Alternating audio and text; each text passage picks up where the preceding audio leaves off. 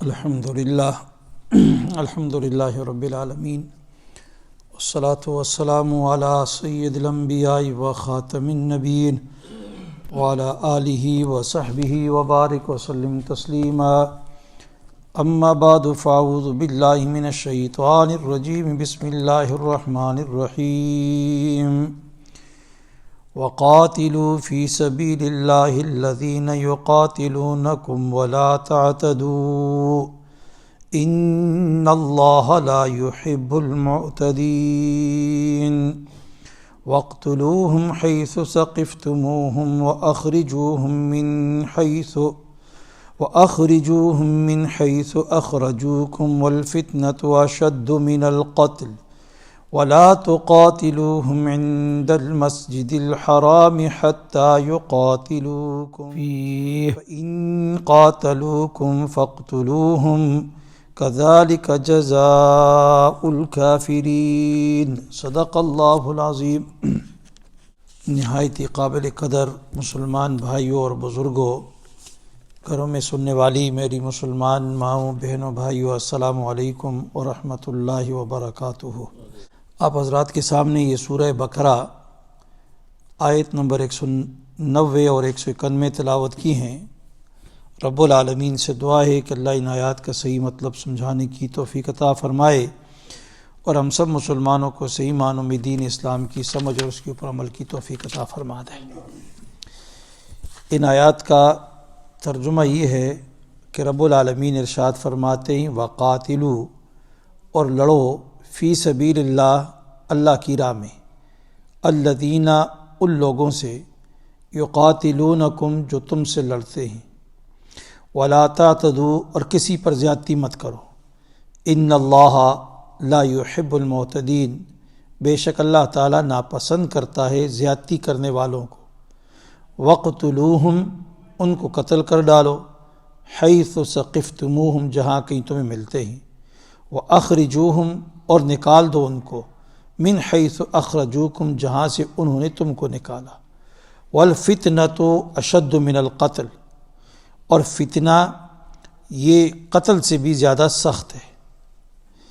ولا تقاتلوہم، اور ان سے لڑو مت، عند المسجد الحرام، مسجد حرام کے قریب،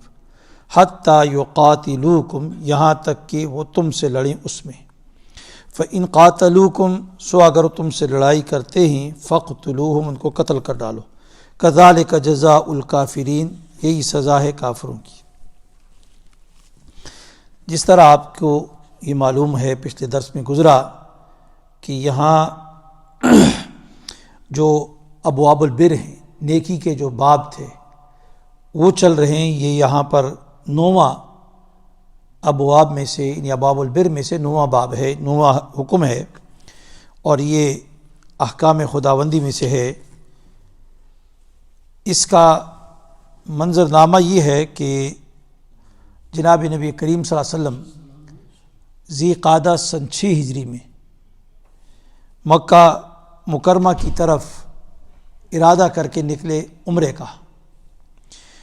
تو اس وقت مکہ مکرمہ میں کفار کی حکومت تھی اور مشرکین کا قبضہ تھا، تو انہوں نے حضور نبی کریم صلی اللہ علیہ وسلم کو عمرہ کرنے سے منع کر دیا کہ مکہ میں آپ بالکل داخل نہیں ہو سکتے، کیونکہ نبی صلی اللہ علیہ وسلم مکہ مکرمہ سے ہجرت کر کے مدینہ منورہ چلے گئے تھے، تو وہاں سے اب آپ احرام بن کر عمرہ کی غرض سے نکل کے آئے تھے۔ تو اس کے اوپر ان کے ساتھ کافی بحث مباحثہ ہوا، جو آگے تفصیل بھی آئے گی اور آپ نے اس سے پہلے بھی سنا بھی۔ تو یہاں پر معاہدہ آپس میں طے پایا گیا کہ آپ اس سال نہیں آ سکتے، اس سال آپ نے واپس جانا ہے۔ جناب نبی کریم صلی اللہ علیہ وسلم اپنے صحابہ کے ساتھ وہاں سے احرام، ہدی وغیرہ جانور ذبح کر کے وہاں سے واپس چلے گئے، اس معاہدے کے ساتھ کہ آئندہ سال اسی مہینے میں دوبارہ آئیں گے۔ جناب نبی کریم صلی اللہ علیہ وسلم آئندہ سال سن 7 ہجری میں عمرے کا احرام باندھ کر وہاں سے چلے، تو مسلمانوں کے دلوں میں یہ بات آئی کہ جس طرح پچھلے سال ہمیں روکا گیا، ایسا نہ ہو کہ قبضہ ان کا ہے تو ہمیں دوبارہ پھر روک دیں۔ یا ہمیں داخل ہوں تو ہمارے سے لڑائی کر دیں، تو اس صورت میں ہم کیا کریں گے؟ ایک تو یہ کہ حرم شریف ہے، وہاں پر حرم کے اندر لڑائی کرنا یہ تو ممنوع ہے، زمانہ جاہلیت میں بھی یہ منع تھی، کفار کے ہاں بھی اس کا احترام سمجھا جاتا تھا۔ پھر دوسری بات ذی قعدہ، یہ اشہر الحرم جو ہیں، یہ حرمت والے مہینے جو ہیں، 4 مہینے ہیں، یہ ذی قعدہ ہے، ذی الحج ہے، محرم ہے، رجب ہے۔ اب یہ 4 مہینے، اس میں لڑائی کرنا بھی ممنوع ہے، تو اب کیا کیا جائے؟ تو صحابہ اکرام بڑے پریشان تھے اس مسئلے کے اوپر، تو رب العالمین نے یہ وحی نازل فرمائی وَقَاتِلُوا فِي سَبِيلِ اللَّهِ، اللہ کے راستے میں تم لڑو، الَّذِينَ يُقَاتِلُونَكُمْ، جو تمہارے ساتھ لڑائی کرتے ہیں، وَلَا تَعْتَدُوا، زیادتی نہ کرنا، زیادتی سے کیا ہے؟ منع کر دیا۔ اب اس میں یہ مفسرین ایک دوسری بات یہاں پر لکھی ہے، وہ فرماتے ہیں کہ امت کا اس بات کے اوپر پوری امت کا اجماع اور اتفاق رہا ہے کہ جناب نبی کریم صلی اللہ علیہ وسلم جب مکہ مکرمہ میں تھے ہجرت سے پہلے تو جہاد فرض نہیں ہوا تھا، آپ صلی اللہ علیہ وسلم لوگوں کو نہایت پیار محبت سے دعوت و تبلیغ کا کام کرتے، لوگوں کی طرف سے سختیاں بھی ہوتی، ایذائیں بھی آپ کو دیتے، آپ کے صحابہ کو بھی مارتے، ساری چیزیں تھیں،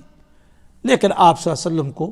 لڑنے کا اور جواباً حملہ کرنے سے منع کیا ہوا تھا، اجازت نہیں تھی۔ جناب نبی کریم صلی اللہ علیہ وسلم جو مدینہ منورہ میں تشریف لے گئے، اور مدینہ منورہ میں جب تشریف لے گئے تو وہاں پر اللہ رب العالمین کی طرف سے مسلمانوں کو حکم ہوا کہ اب جو تمہارے ساتھ لڑے گا اس کے ساتھ جواباً تم لڑو گے۔ تو یہ جو آیت وَقَاتِلُوا فِي سَبِيلِ اللَّهِ الَّذِينَ يُقَاتِلُونَكُمْ، تو کہتے ہیں کہ لڑائی کے بارے میں اپنے دفاع کے لیے ایک اسلامی مملکت جو تھی مدینہ منورہ کی ریاست مدینہ کو اللہ رب العالمین کی طرف سے جو اجازت ملی اپنے ڈیفنس کا اور لڑنے کا اور جہاد کا حکم جو ملا، وہ یہ آیت ہے وَقَاتِلُوا فِي سَبِيلِ، یہ پہلی آیت نازل ہوئی ہے۔ بعض مفسرین نے دوسری بات بھی لکھی ہے، جس طرح حضرت ابوبکر صدیق ان کی روایت سے ہے کہ دوسری روایت اذن للذین یقاتلون بانہم ظلموا، وہ والی جو آیت ہے وہ پہلی آیت نازل ہوئی ہے اس بارے میں، لیکن جمہور اکثر مفسرین کیا فرماتے ہیں؟ وہ یہی فرماتے ہیں کہ یہ والی آیت جو وقاتلوا فی سبیل اللہ الذین یقاتلونکم ولا تعتدوا، یہ والی آیت جو ہے یہ پہلی آیت نازل ہوئی ہے، اسی کے اندر اللہ رب العالمین نے کیا ہے مسلمانوں کو یہاں پر کیا ہے حکم دیا کہ اب تم اگر یہ تمہارے ساتھ لڑنا چاہتے ہیں، یہ تمہارے ساتھ تمہیں مارنا چاہتے ہیں، تمہیں زیادتیاں تمہارے ساتھ کرتے ہیں، اب ان کے ساتھ لڑو۔ اس طرح نہیں ہاتھ پہ ہاتھ رکھ کے بیٹھ جاؤ تم، نہیں، وقاتلوا، قتال کرو، فی سبیل اللہ، اللہ کے راستے میں، تمہارا ان کے ساتھ لڑنا یہ اللہ کے راستے میں جنگ ہوگی، کیونکہ تمہیں دین کی وجہ سے، اللہ کی وجہ سے، اللہ کے دین کی وجہ سے یہ تمہیں کیا ہے روک رہے ہیں حرم شریف میں جانے سے، مکہ مکرمہ میں داخل ہونے سے روک رہے ہیں، بیت اللہ کے طواف سے تمہیں روک رہے ہیں،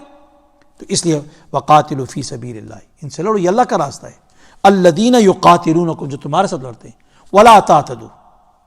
اب یہاں پر مسلمان کو جنگ کی کرنے کی ہدایات دی ہیں، ولا تعتدوا یہ ایک جملہ ہے کہ ایک جملہ چھوٹا سا ہے، فرمایا ساتھ ان اللہ لا يحب المعتدین، لا تعتدوا زیادتی نہ کرنا۔ زیادتی سے کیا مراد ہے کہ جس طرح آگے حضور صلی اللہ علیہ وسلم نے اس کی تشریح بھی کی، حدیث میں بھی آتا ہے کہ جنگ کے اندر فرمایا کہ جب تم میدان میں اترو گے بوڑھے بھی ہوں گے، بوڑھوں کو نہیں مارنا، بچے آئیں گے بچوں کو نہیں مارنا ہے، عورتیں آئیں گی عورتوں کو نہیں مارنا ہے، ان کے جو مذہبی پیشوا ہیں ان کو نہیں مارنا، بشرط یہ کہ یہ جنگ کے عمل میں شریک نہ ہوں۔ اگر ان میں سے کوئی ایک بوڑھا بھی اگر جنگی معاملات کے اندر شامل ہے، ان کی سپورٹ کر رہا ہے، ان کی معاونت کر رہا ہے، عورت ہے، راہب ہے، ان کے مذہبی پیشوا ہی، تو پھر اس صورت میں کیا ہے تم ان کے ساتھ لڑو گے، پھر تم ان کو مارو، پھر کوئی پابندی نہیں ہے، لیکن پابندی اس صورت میں ہے جب یہ کیا ہے جنگ میں شامل ہو۔ اس لیے رب العالمین نے فرمایا کہ ولا تعتدوا، زیادتی مت کرنا، یہ زیادتی سے منع کر دیا۔ اور خود جناب نبی کریم سے فرمایا نہا رسول اللہ صلی اللہ علیہ وسلم عن قتل النساء والصبیان، کہ رسول اللہ صلی اللہ علیہ وسلم نے بھی خود بچوں کے قتل سے اور عورتوں کے قتل سے منع کیا ہے، چاہے جہاں بھی مسلمان ہے، اور آج اس کے مقابلے میں انسانی حقوق کے علمبردار جو رات دن کیا ہے یہ تھکتے نہیں ہے کہتے ہوئے کہ انسان ہیومن رائٹس، اور ان کو فلسطین کے اندر یہ ہیومن رائٹس نظر نہیں آتے. کس طرح بچوں کو قتل کیا جا رہا ہے، کس طرح عورتوں کو قتل کیا جا رہا ہے، کس طرح معصوم لوگ، بے گناہ لوگوں کو جو جنگ میں شامل نہیں ہیں ان کے ساتھ ظلم و زیادتی ہو رہی ہے. اور بلیم کس کے اوپر ہے؟ اسلام کے اوپر اور مسلمان کے اوپر. کتنا بڑا ظلم ہے. اور مسلمانوں کو بھی دھوکہ دیا ہے، مسلمانوں کے حکمرانوں کو بھی دھوکے میں رکھا ہوا ہے، وہ بھی ان کی ہاں میں ہاں ملا کر، اور یہ سب آنکھیں بند کر کے کیا دیکھ رہے ہیں، تماشے کر رہے ہیں. اور نبی کریم صلی اللہ علیہ وسلم نے دوسری ایک روایت میں ہے کہ رسول اللہ صلی اللہ علیہ وسلم نے ہدایات دیتے ہوئے فرمایا، مسلمانوں کو کہا کہ تم اللہ کے نام پر اور رسول اللہ صلی اللہ علیہ وسلم کی ملت پر جہاد کیے جاؤ. کسی بوڑھے کو اور ضعیف کمزور آدمی ہے اور چھوٹے بچے کو یا کسی عورت کو تم قتل نہ کرنا. یہ ہدایات صاف رسول اللہ صلی اللہ علیہ وسلم جب بھی لشکر کو بھیجتے اس میں یہ ہدایات دیا کرتے تھے. اور اسی طرح حضرت صدیق اکبر رضی اللہ تعالیٰ نے جب یزید بن ابو سفیان رضی اللہ تعالیٰ عنہ کو ملک شام بھیجا تو ان کو یہی ہدایات دی. اس میں یہ بھی مذکور تھا کہ عبادت گزار راہبوں کو جو چرچوں میں بیٹھ کر یا ان کے اپنے کلیساؤں میں بیٹھ کر عبادت میں مشغول ہیں اور یا کافروں کی جو مزدوری پہ لگے ہوئے ہیں، مزدور طبقہ جو ہے، لیبر، ان لوگوں کو قتل نہ کرنا، کیونکہ انہوں نے قتال میں کوئی حصہ نہیں ڈالا ہوا. ہاں اگر قتال میں حصہ ڈالتے تو پھر دوسری بات ہے. اسی کو فرما ولا تعتدوا. پھر آگے رب العالمین فرماتے ان اللہ لا يحب المعتدین. اللہ تعالیٰ کہتے ہیں چاہے مسلمان ہے یا غیر مسلم ہے، جو بھی زیادتی کرے گا اس کی زیادتی کو رب العالمین پسند نہیں فرماتے، زیادتی کو پسند نہیں فرماتا.